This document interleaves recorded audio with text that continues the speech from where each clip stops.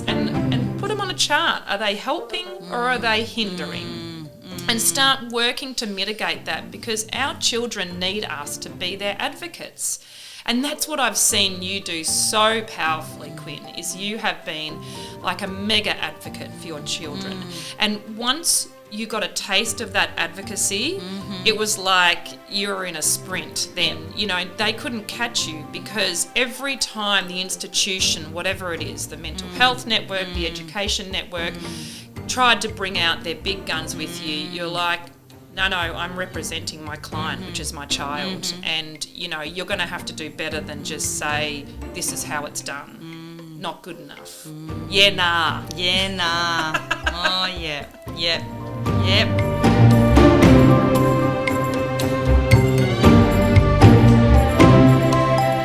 Hello, Quanta folks, and welcome to another Faark the Shoulds podcast, Little Sister Alchemising Education.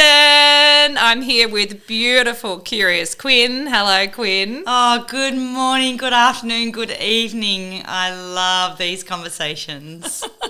I am Jodi from QuantiMama. I often forget to introduce myself. And I'm Curious Quinn. You are Curious Quinn, the curious one, as always. We're so excited to have another conversation. There's so much juice in alchemising education. And this time, what we're going to talk about, which really stemmed out of a conversation you had with some other parents. And we were just remarking on, we just take a lot of our stuff for granted because we've just made these decisions and gone with the flow, and as they've felt right, we've gone, oh, that was the right decision. And so there's not that contrasting sort of, I guess, push and pull of, is this the right decision, is this the wrong decision? Because when you make the right decision, it just lands and everything flows. And at some point you look up and go, oh, holy crap, that's been really good.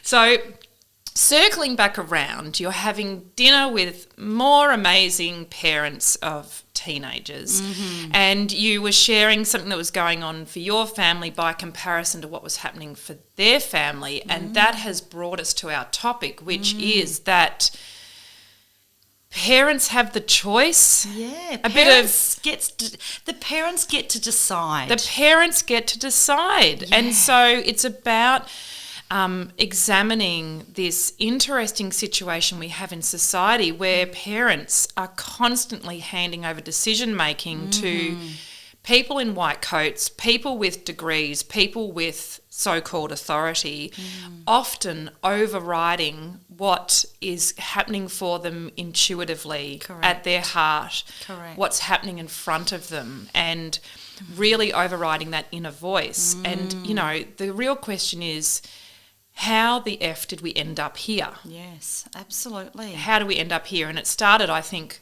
a long time ago, probably around when we were looking to conceive and certainly looking to birth, that we started handing over decision-making about how we want to even conceive children and bring them into the world, and we started handing over to an external authority. But no greater effect has there been than the current, I would call it an epidemic of mental health in our kids. Oh, absolutely. Who are in systems that are not right for them. And so I guess circling around to that, do you just want to share a bit about that conversation and I suppose the light bulb or the seed planting that happened when you were sharing your experience in comparison to these mums of affected children? Yeah, I think it is interesting. The more we talk about our experience, the more people are becoming really interested in how did we do it, why did we do it, and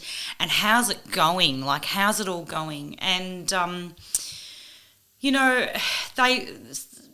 they all start the conversation with, you know, how unhappy their children are, or how there's a part of their daily life where they're just not enjoying themselves, or they're struggling, or they're having trouble being motivated, or they're not being lit up. So what are the common, like, are there certain things that people are listing as essentially indications of that lack of, I guess, contentedness in their kids? Certainly getting them to school, just getting them up and getting them motivated to get to school. So they're slow to rise, they're slow to get ready, There's difficulty with getting them in the car or getting that morning rhythm started. And I guess you could almost argue, certainly teenagers, perhaps school hours don't reflect where teenagers are at. They seem to naturally want to sleep in. I'm noticing that with my emerging and now teenager is that their day seems to start at about, as in they get out of bed around 9 a.m. Yes. But because they're homeschooled, it doesn't matter. Yeah, that's right. Because their learning goes into the evening. That's right. So there must be a bit of that. But people must also have a sense that there's also like a level of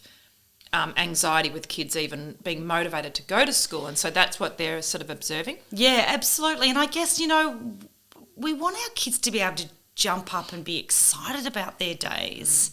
You know, we want them to be able to sort of, you know, want to be going to the places they're going to. So, for example, I'm just sort of thinking even now this morning when, you know, my son was heading off to his, you know, 1 day a week work, he got himself up. He was motivated to get himself up. I sort of thought, oh my gosh, I haven't sort of checked if he's awake. He was already up. He was dressed. He was getting ready. So, you know, I think when you're seeing children who are struggling to get themselves motivated and are not looking forward to their days, and I think that's a really key indication. And then, of course, when they get home, how exhausted they are. And we spoke a little bit about this, you know, having to then go from school, being exhausted, being depleted, to then going to after-school activities. I think it's just the absolute exhaustion that's coming with that. And then they're trying to escape. So they're trying to do things to escape out of that state of overwhelm. And I think certainly there's an acceptance that kids can stay up and watch TV or be on their screens, and so then there's that cycle of getting up in the morning for sure. But I think it's just about kids also being so disengaged. Like the parents are hearing their kids going how unhappy they are with the topics that are being discussed at school, and the things they're being asked to do, and you know, the boring activities and the assemblies and the, you know, just some of the excursions that they go on or whatever it might be, where they're just going, oh, it's so boring. They just, you know, they're all sort of saying how they're just so bored and disengaged, and you're kind of going, well, there's a problem there. Then, you know, we're sending them into these environments day in, day out. So while I was having dinner with these lovely women the other day, and one of them was sort of saying, you know, my son, when I sort of mentioned how my son was homeschooled, she goes, oh, really? My son's been trying to negotiate with me around maybe only going to school 3 days a week and staying home 2 days a week. I said, oh, really? She said he's so interested in his music. He wants to, you know, create all these things, and he's got these little apps that he's using to help create music and use them for themes or to put up behind videos. And he's got a little sort of a side business going already, and I think was year 9, she was saying, and he's wanting to teach other teenagers how to use this piece of equipment and what to do. And, you know, already he's being paid a small amount of money to create this music for other people, and then he can teach others how to do it as well. And so she said he's been talking to me for ages about wanting to only go down to school 3 days a week. And when I sort of told her what my son was doing and all the different things that sort of have basically come out of, I mean, I never expected them. I didn't know what he was going to do when he homeschooled. I just knew that we had to wait and give it time for him to get bored and for him to kind of unravel all of the expectation before he found the things that lit him up. And so here was this lady telling me about how her son's already found it. Yeah, which is He's remarkable. already found it. Yeah. You know, it's already there, and yet she's questioning. Yes. She's questioning the decision. You want to let off fireworks for her and go, this is amazing. Like, he already knows he's got this creative outlet that's actually productive. You can see that, I mean, I think the see one, do one, teach one model of life is so nourishing because you get to learn, then you get to create, and then you get to impart knowledge and grow community. Yes. Like, it's just, it's like the empowering meaning of life. for them. It's brilliant. And how it fills you with a sense of, I guess, wholeness and, you know, productivity and purpose. Like all those things, exactly, purpose. And so the gift that he already has that, and the negotiation.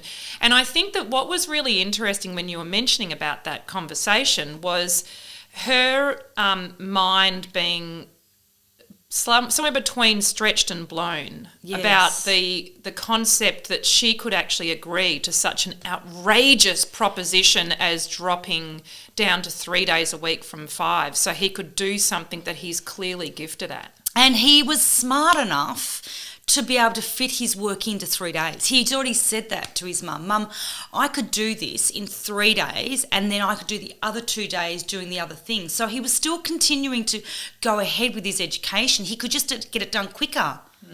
You know, these kids are really, and then he's so motivated by it. Yeah.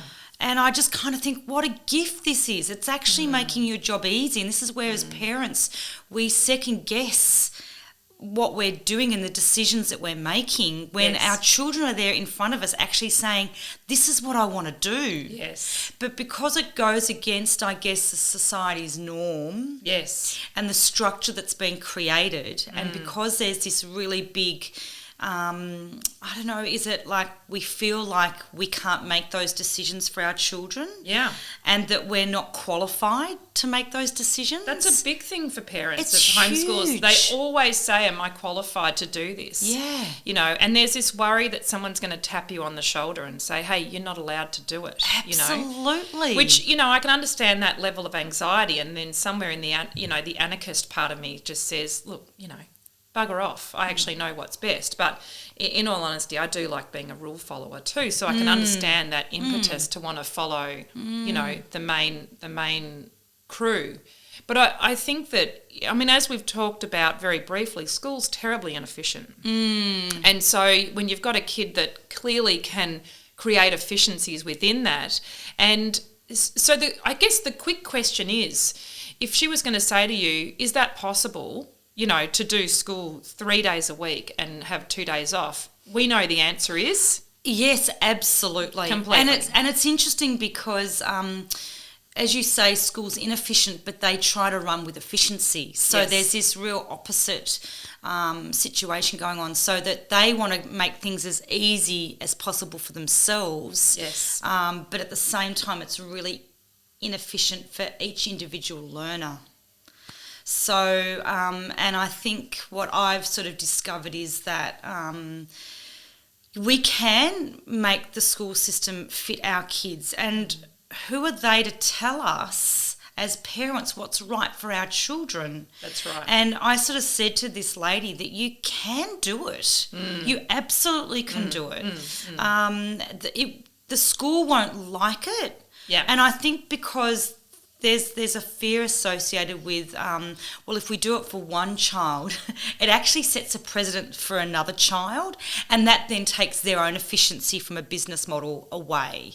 Yeah, it creates a workload, but ultimately, exactly borrowing back from what your mum would say about, you know, a child learning something. Yes. If the environment is not meeting the needs of the child and, you know, they're learning far more in their time off, then that's quite, you know, illustrative of the fact that it's a system that needs modification, right? Totally.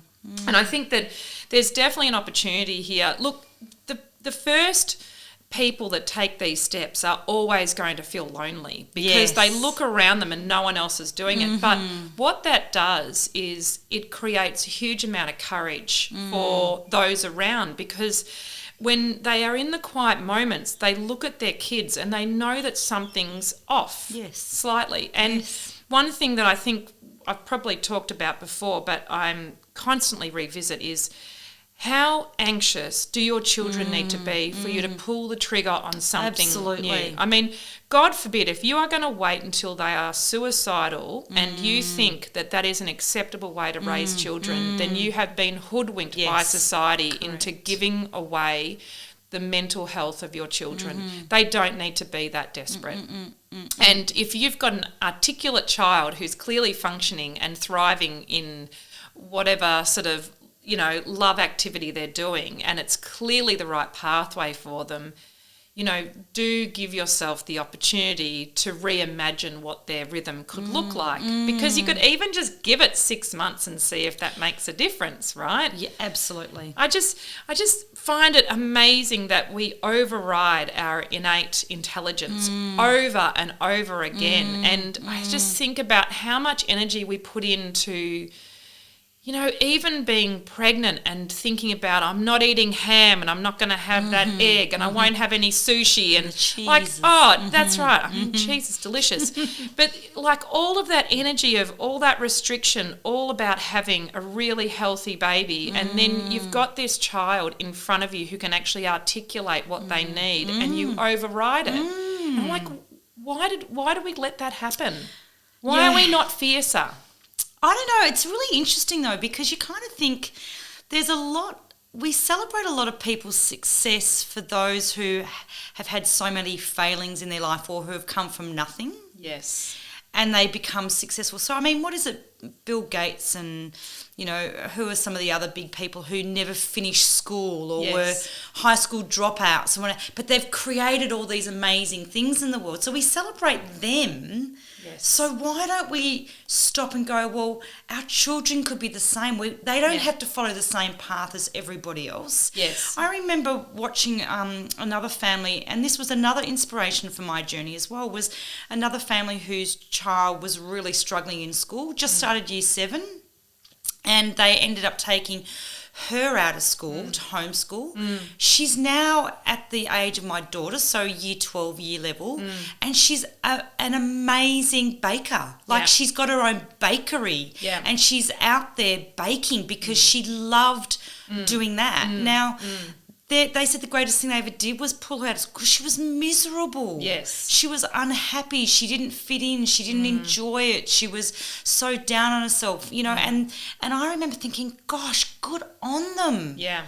You know, and it took me another 4 or 5 years before I realised that actually I probably knew it at the time, and I did know it at the time, but I just didn't have that courage to say, actually, we need to back our kids. We need to look at their mental health. We need to look at what's working for them. We need to listen to them about what they're trying to tell us. Yes. And not keep shoving them down because we're afraid of what other people are going to think of us as parents. Well, and also there's definitely that, but also this idea that it's a permanent change. Yeah, like that's firstly, right. There's a whole bunch of belief systems that are just absolute BS to do with this stuff. Yeah. Number 1 is it's a permanent change. Yes. Number 2 is they're going to get left behind. Yes. And number 3 is they'll miss their social networks. Yes. And I just kind of go, firstly, you can find people anywhere with social networks. That's quite possible. And it's not age related in that sense. It's just about meeting like-minded souls. Yes. The other thing is,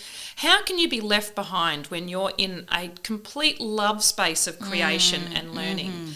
And then the other thing is, why do they have to be mega successes? Well, that's like, right. I just kind of go, there are families out there that are just glad to have their children alive. Like And it's they're been happy. That's right. And they, or even if they just have a sense of peace and serenity. And I just think we are setting ourselves up. I mean, even if you talk about some of these early school leavers or non-finishers that turn to mega successes, I mean, I think success is a complete mirage and those people aren't necessarily happy anyway. No, that's right. But, you know, I'd be happy just living mortgage-free, having enough for all the beautiful food that I love, having amazing people around me who are just so heart-based, and that's what I want for my kids. I just want them to be able to live in community, have a sense of purpose, a sense of wholeness, and a sense that they can always listen to their innate wisdom.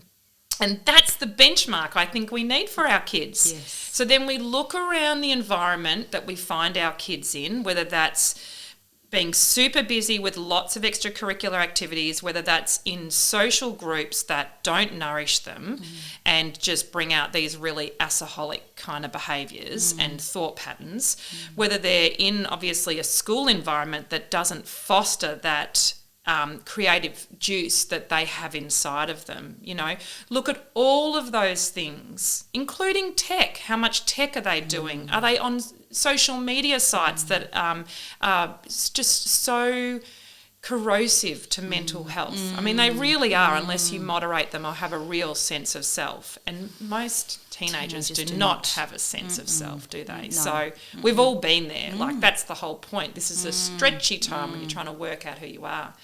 And so I think what we want to say within this conversation is, parents, back yourselves. Totally. Find some quiet space and look, almost like some kind of forensic exercise, at all of the elements and put them on a chart. Are they helping or are they hindering?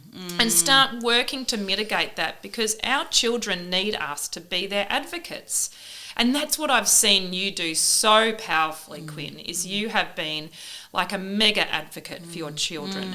And once you got a taste of that advocacy, it was like you were in a sprint then. You know, they couldn't catch you, because every time the institution, whatever it is, the mental health network, the education network, tried to bring out their big guns with you, you're like, no, I'm representing my client, which is my child. And, you know, you're going to have to do better than just say, this is how it's done. Not good enough. Yeah, nah. Yeah, nah. Oh, yeah.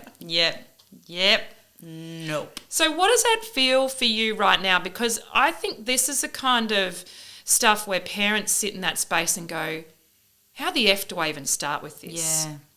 I mean, obviously, where I would come from is, if I hear myself saying it from a should perspective, I would Faark it, obviously, because it becomes a framework for me. If it's a should, it gets Faarked. And so then we look at the alternatives and the options for doing nothing and all of those, you know, things that are not apparent in the first instance of when you're presented with one option. But for you, when you sit in that space, I mean, is it just feeling like it's coming naturally to you now? It's getting easier. I think not comparing yourself to others. That, you know,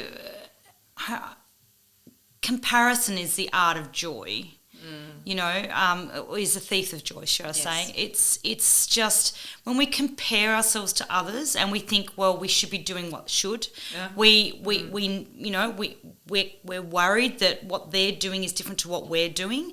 But what I'm learning is that actually we admire when other people have the courage to step outside, and we go, oh, wish I could do that. Yeah.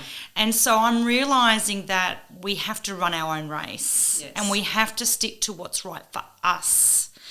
And when I feel like I'm gaining more strength and more momentum and more courage, the more I step outside and do what's right for us as a family or for my children or even for me, the more I'm realising that actually other people are in admiration of that courage that I'm demonstrating. In those moments, there's a lot of fear.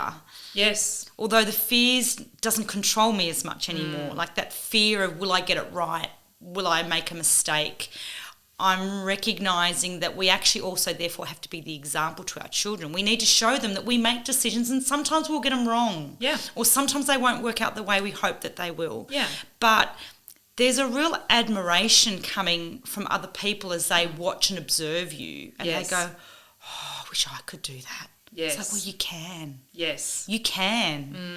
And it depends on what's driving you. Is it fear of what people are going to say? Yes. Or is it for the love of your children and their future? That's right. And I also think that probably if people want a framework of where to start, just start talking to your kids. Oh, absolutely. But that might take time, because if you've forced a child to do shit they don't want to do, and like school refusal or hesitation is a classic, it's right? Massive. That kid has the experience of not being heard already. Absolutely. They're not being heard in their safe space at home. They're not being heard at school where they're, you know, perhaps even put into a box of misbehaving because the environment's not fit for them, and no one thought to actually check with the fish if the, you know, water was right for them, you know. So it's that constant thing of this child hasn't had the experience of being heard.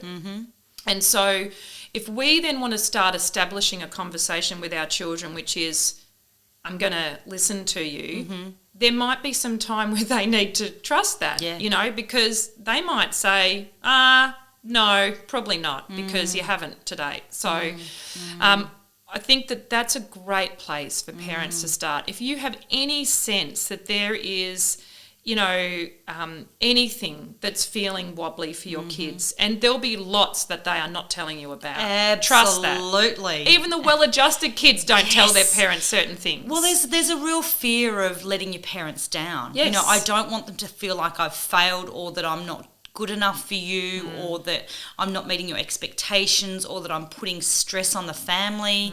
But yeah, my experience also is that school refusal is a really key indicator that there's something not working for your child. Yes. And it can take a long time to get to what it is. Yes. And it's interesting because even within the school system, we found that we were being told, oh, we don't want school refusal. We just got to keep them coming. Let's keep them coming. Let's bring them back in. What can we do to get her into class? What can we do to get her here today? And it's like, well, actually, we just need to listen to the fact that she's not feeling safe right there, right now. She's not feeling supported. She's not feeling heard. Yes. So I think it's a really big key indicator, school refusal, and we have to, as parents, as you said, tune in to what they're looking for. You know, it's like when they start talking, and I certainly learnt this one because I had one who just didn't want to share anything with me because of, you know, a bit of shame and not wanting to feel like she let us down. And, you know, when I stopped talking about it and stopped encouraging her to get to school or stopped needing to push her into the system, eventually she just started talking. Yeah. And I had to listen to that because I thought, well, what's the point in continuing to push? It serves no purpose. Serves no purpose. So I had to block out the noise of the school's fear of school refusal. Yes. And their desire to have attendance rates and their desire to not let school refusal happen for all students. You know, there's this fear of it rolling into everybody else. Yeah. And I think it's happening a lot, but then parents are worried about, oh, I don't want my child to be seen as school refusal. So there's then this impact of perhaps our own ego or our own social pressures and expectations. Absolutely.